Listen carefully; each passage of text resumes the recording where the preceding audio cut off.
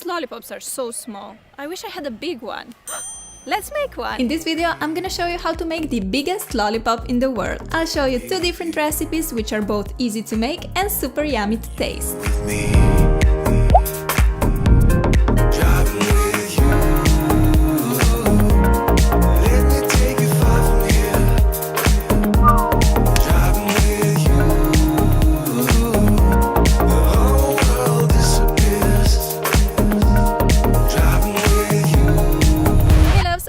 Exciting video to share with you. I'm gonna show you how to make a giant lollipop. I had so much fun making it. It turned out amazing. Plus, it tastes exactly like a store-bought lollipop, which is pretty awesome. I'm gonna show you 2 different recipes, both very easy and super yummy. So I hope you're in the mood for something sweet because we're gonna get started. This is also a massive collab with Glitter Forever 17, Glamour Life Fox, Alejandro Valdez, Timmy Tomato, Chelsea Crockett, So Craftastic, Jillian Bauer, and Clarissa May. We're all making giant/edible DIYs. All videos will be linked in the description bar, but first, here's how you can make a giant lollipop. Making a lollipop from scratch is super easy and you probably already have all the ingredients at home.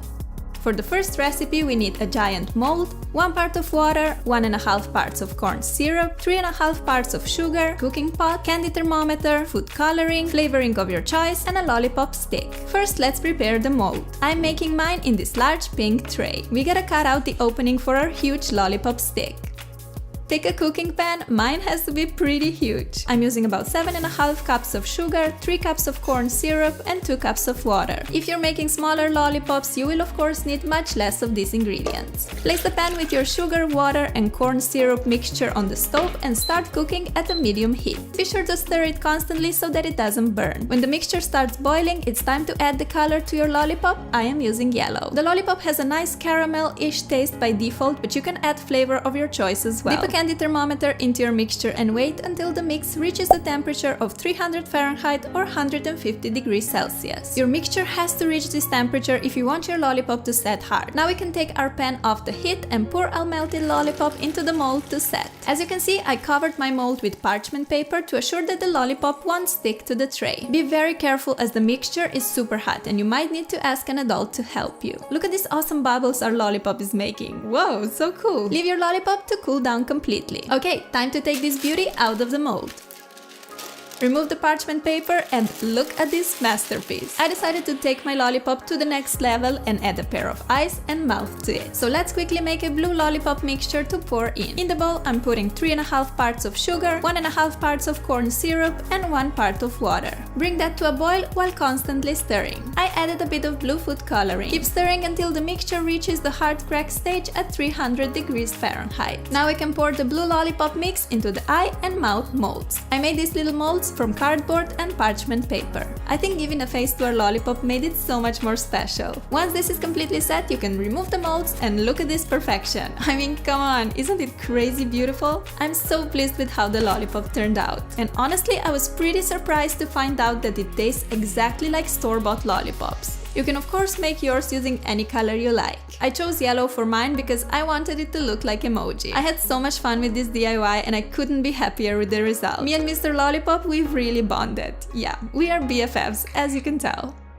If you want to make small and a bit more practical lollipops, you can just pour the mixture on a parchment paper. These lollies set very quickly because they are thin and small. The ingredients are so affordable and just think how many lollipops you can make using 1 cup of sugar. A lot of lollipops. You can make them using different colors and they taste amazing. Alternatively, you can just pour the mixture on a tray like I'm doing here. You get this large sweet piece which you can then crush into little hard candy pieces. Yummy and inexpensive treat.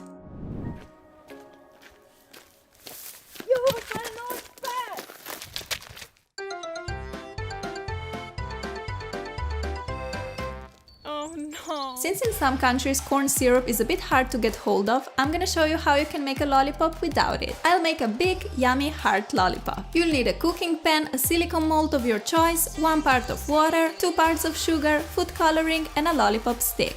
Yeah, only 3 ingredients. How cool is that? Let's prepare our mold first. Using a knife, make a cross cut in the mold edge like this. Take any kind of stick, I just decided to use wooden cooking spoon and put it through the opening. Grab some oil or non-stick cooking spray and spray a few times into the mold to make sure your lollipop won't stick. Now let's put together our 3-ingredient lollipop. Put 2 parts of sugar and 1 part of water into a cooking pan. Just make sure that the amount of sugar is double the amount of water. Give it a quick stir and put the pan over the stove. Cook on low to medium heat while constantly stirring. When the mixture starts boiling, you can put in a bit of food coloring. This time I went for the beautiful teal color. Keep boiling and stirring until the melted sugar reaches 300 degrees Fahrenheit. Time for the fun part. We can now pour our lolly mixture into the mold and wait for it to cool completely. I think it's so fascinating to watch the mixture cooling down. These bubbles are completely mesmerizing. Once your lollipop is set, you can take it out of the mold and you're finished. How flippin' adorable! And to think that we only needed water, sugar and food coloring to make this? Crazy!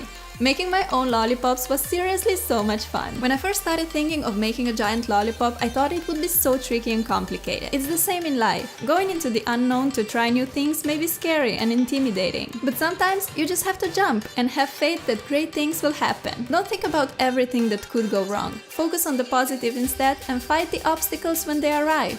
Gosh, these are some pretty deep thoughts for a lollipop tutorial. Like this giant lollipop tutorial. Give it some love for more DIY videos and tell me in the comments which lollipop flavor is your favorite. Imagine you're in a store, you're about to pick a lollipop, which flavor do you choose? I normally go for cola and sometimes apple. Anyway, thank you so much for watching this video and don't forget to check out other videos from this collab. They're all pretty epic and I will see you soon. Bye! They say that it's little things in life that count the most. I agree, but there's also big or giant things in life that make it that extra special.